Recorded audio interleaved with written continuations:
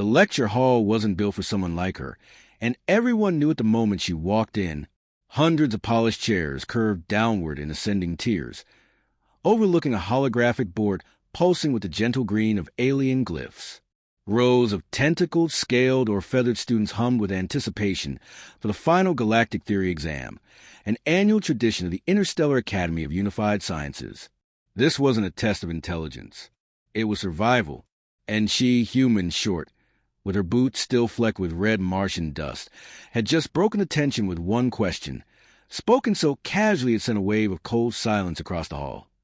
You want casualties or notes? A dozen species process it differently. The creel blinked all four eyes and retracted into their shells. The Letarian twins stopped scribbling equations in midair. The Zokai, whose society outlawed rhetorical speech, activated their danger pheromones. Professor Delvank, a six-armed crystalline being with pulsing veins of light beneath his skin, tilted his head slowly and tapped his podium, magnifying his voice across the dome. Human Cadet Sarah Keller, he said in slow, measured tones, this is not a combat simulation. This is an examination on galactic causality and chronotemporal logic. Her smile didn't fade. Same thing, sir. One leads to the other. The professor hesitated, then looked down at his roster.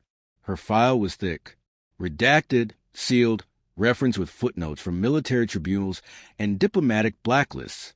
She'd transferred mid-cycle from Earth's Death Worlder initiative. No one transferred out of that unless Earth wanted someone to be seen. Some said she wasn't even a student. She sat alone, center seat, center row. Her body never slouched. Her eyes never flicked to notes. And when the exam started, no one heard her writing, but they did hear other students muttering, then weeping, then one Vrashak puked their internal processor and had to be carted out. The test was simple, at first. Hypothesize the result of collapsing two neutron timelines into a Type 3 superstring event. Predict the economic fallout of reversing a planetary spin by 4 hours. How would a civilization evolve if their perception of time was reversed, but only socially, not biologically? Answers were long, mathematical, abstract, except hers. She didn't write theories. She wrote declarations. The exam proctors, one biological, one synthetic, stood behind her, glancing nervously at her screen. She hadn't drawn a single formula, just words. One line per question, like she wasn't solving the questions, but answering them the way a soldier answers a direct command. On question 12, explain the consequence of mass forgetting across a planetary species, she wrote. They become gods or animals. Depends who remembers first. The synthetic proctor tilted his head. This is interpretive. The biological one just whispered, it's human. 2 hours in, 7 students had passed out. One teleported themselves to a wrong dimension by mistake. And someone had started crying blood. Not hers. She hadn't moved. She hadn't blinked in 16 minutes. Delvank stepped down from his podium and approached her.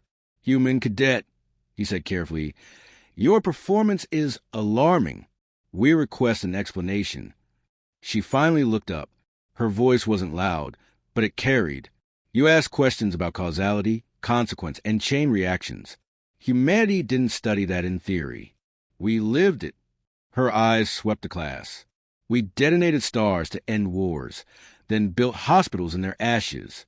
We created time bombs that unravel species, not their bodies, but their faith. You asked me to solve for if a species forgets its past? We did, and we still clawed back from the dark. You want to know what happens when a planet reverses spin? Ask Venus what we did to terraform its twin. This exam isn't a thought experiment to us. It's history. Delvank's body flickered. The room was deathly quiet. That doesn't excuse the trauma your answers are causing the class. She looked back down at her datapad, fingers flying again. Then you should have handed out trigger warnings, not pencils. One student, a Lorthian telepath, stood, trembling. She's projecting scenarios into our heads. I saw my planet burn, my kin wither in paradox.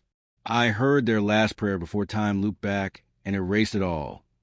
She turned her head, just slightly. I didn't project. That's just your mind imagining what would happen if humanity ever got angry at you. The students sat down in silence. For the next hour, more students left. Some whispered excuses. Some collapsed. One tried to cheat and his neural implant fried, literally, leaving him twitching on the floor. She didn't even glance, just kept writing. Then came the last question. If you could rewrite one universal law to prevent catastrophe, what would it be? She wrote, "You can't. Pain is the tax for knowing the truth."